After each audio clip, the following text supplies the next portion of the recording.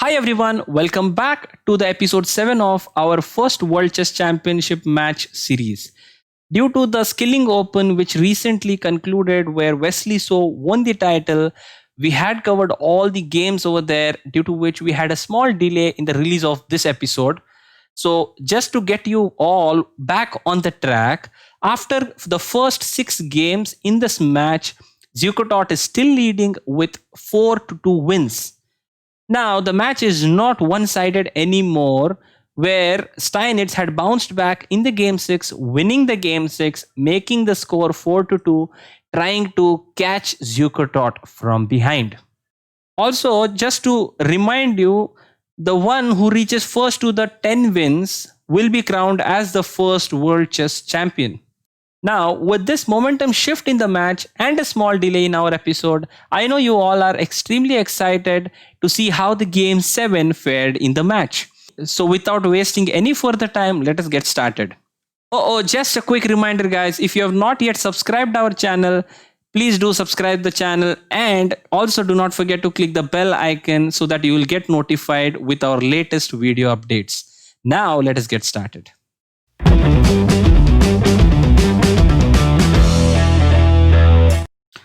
So in game 7, Zukertort was playing white and he started with the queen's pawn d4, to which Steinitz responded with the queen's gambit declined variation. Knight c3, knight f6 was played, e3, c5.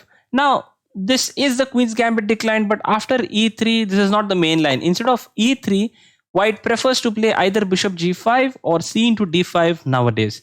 But in this game, Zukertort played e3, c5, knight f3, knight c6, a3.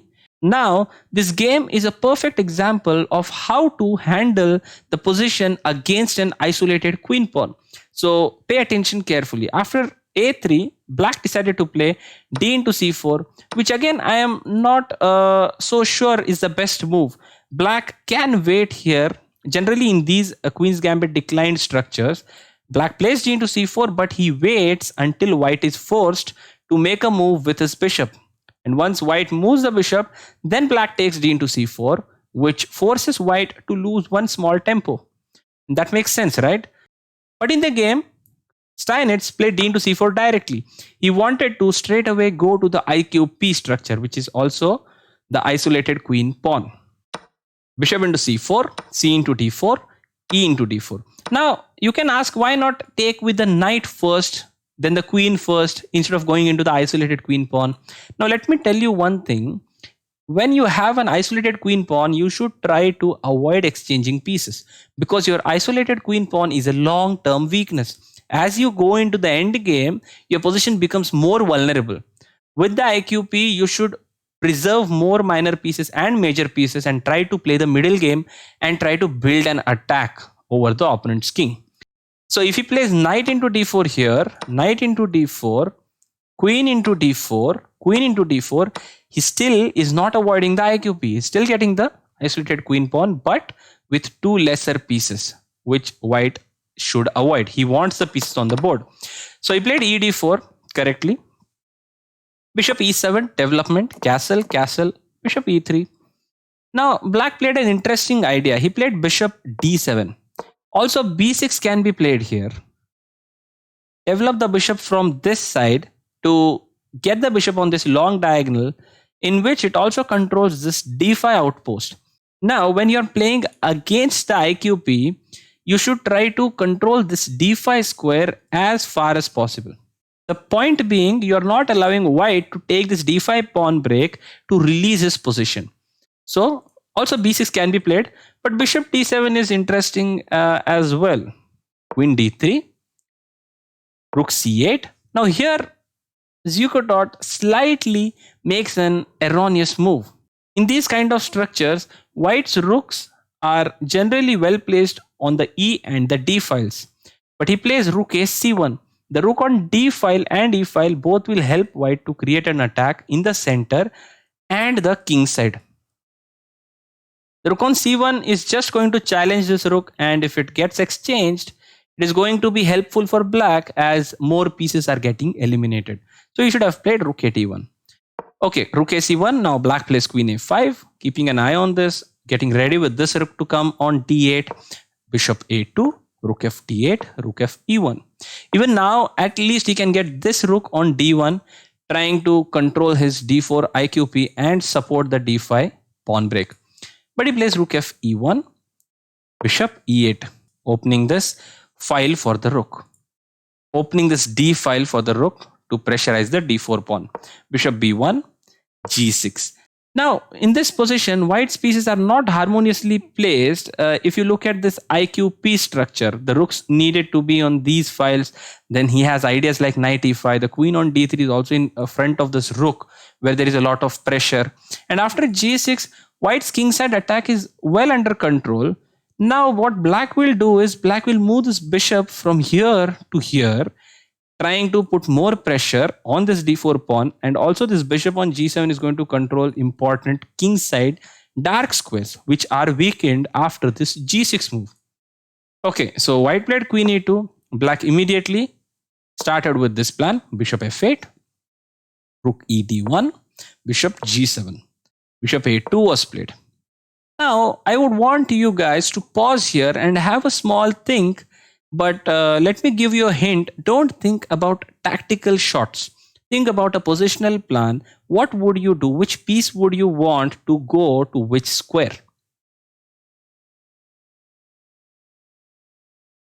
So, did you find knight e7, guys? The idea is knight e7 controls this d5 square, which I spoke about earlier, controlling this square in front of this IQP, which is also an outpost, is quite necessary in these kind of structures. So he played knight e7, queen d2. Now, black can play knight d5, this or this knight. But the problem here is, if black plays knight e d5, white has knight into d5, and this discovered attack is the problem. If black decides to take queen into d2, then there is an intermediate move, knight into f6 check, bishop into f6, and now he can simply take with the bishop or the knight, and he has won an extra piece on f6, knight into d5 and knight into f6. Therefore, a prophylactic move here was necessary.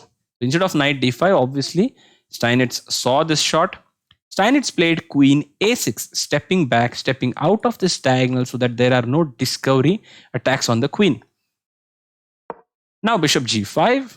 Now, after bishop g5, black saw that white is not threatening d5 even if he moves this knight from e7 away from this d5 square. So he decided to play knight f5. Now, I'll tell you what happens after d5. But before that, can you pause here and try to find why is this d5 move a bad move for white? Why doesn't this work, getting rid of his weakness?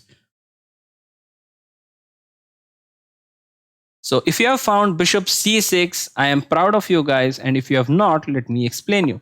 The point here is the pawn is still pinned.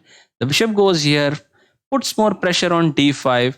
And white is not in any position to move the pawn or to take this.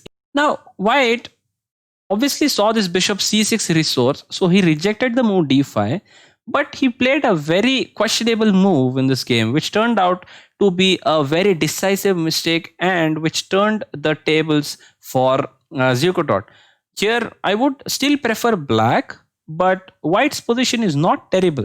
But after the next move, Zukertort's king suddenly feels a lot vulnerable, which you can see in the game. Zukertort played here g4, attacking this knight, but compromising with his king's safety, which is not advisable. I would invite you to pause here once again to find what did Steinitz do. What would you do here if you were black? Knight into d4, a brilliant move. The point here is black is trying to use this pin. If white takes back, black's idea is e5. Because this knight is pinned, black's pawn can simply attack and take it on the next move, as his queen is hanging behind the knight. After e5, white played knight d5, trying to complicate things a bit, but black was very well prepared in his calculations. Against this move, he played rook into c1, queen into c1, e into d4. Instead of queen into c1, if white plays knight into f6, then there is bishop into f6 simply. If bishop into f6, then there is first rook into d1 check, and then queen into f6, and this knight will still be pinned and black will be a rook up. So instead of knight into f6, he played queen into c1, e into d4, rook into d4, knight into d5. Now, okay, this bishop can capture this rook, but at the same time, this rook is also hanging. So two discovered attacks with this move, knight into d5. One from black side and another is from the white side. White played rook into d5, rook into d5, bishop into d5, queen e2 was played, h3, defending this pawn. Now, if you see this position carefully, white has not lost any material at all. But because of this g4 move, which was introduced earlier in the game, white's king is much vulnerable as compared to black's king. Black played h6 here, which is very interesting. The idea is if he takes this, then there is a double attack. Queen d1 check, winning this bishop, which is obviously not ideal for white. So he plays bishop c4, queen f3, trying to control this diagonal. Okay, white is offering trade. Now, in these kind of situations where you have your opponent's king quite vulnerable, you should never exchange the queens. If you exchange the queens and try to go to the end game, then your advantage just disappears, vanishes away. So instead of that, you should preserve your queens to maintain pressure on this king. So queen d1 check, king h2 was played, bishop c6 attacking the light squares h1 and g2. As of now, this is a direct threat, queen h1. Bishop e7 was played here. Again, I would invite you here to pause and find the very precise move which Steinitz found and played in the game. Did you find bishop e5 or just queen h1? Queen h1 is fine. Black can play queen h1 here. This also looks clearly better for black, but what Steinitz did is just brilliant. He played bishop e5 check. Did you find this move?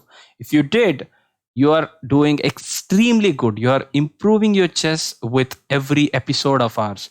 Okay, after bishop e5 check, white played f4, trying to block the check, but black had all this calculated. Bishop into f4 check. White has to take, queen h1 check, king g3. Now comes another precise move. You should not give queen g2 check because you need the queen to go on e1 after the king goes to h4. If you go queen g2 here, after king h4, you don't have anything, because if g5, white will happily sacrifice this piece because black has already sacrificed one piece. So white is not losing anymore here. So instead of queen g2, Steinitz was very precise and he played queen g1 check. If king h4, now the idea is queen e1 check, and the king has got no squares to go. Only good looking move is queen here, after which queen into e1 check. Now, white can play g5, after which queen e4 check, queen g4, queen e1 check, queen g1, h into g5 check. The king cannot take because of this hanging queen. So he has to go king g4, after which queen e4 check, king into g5, queen this check, king goes here or here. This is mate on either sides of this h5 square. So with this game, Steinitz has come one step closer to Zukertort's score. Now the score is 4 wins to 3 wins. Now Steinitz is just 1 win away from Zukertort's 4 wins. Stay tuned for our next episode on this match to see what happened in this quite interesting and scintillating match. If you have found the video instructive, definitely think about liking the video. Do subscribe to our channel and do not forget to click the bell icon so that you will be notified as soon as we come up with interesting videos for you. Thanks a lot guys for watching. See you soon.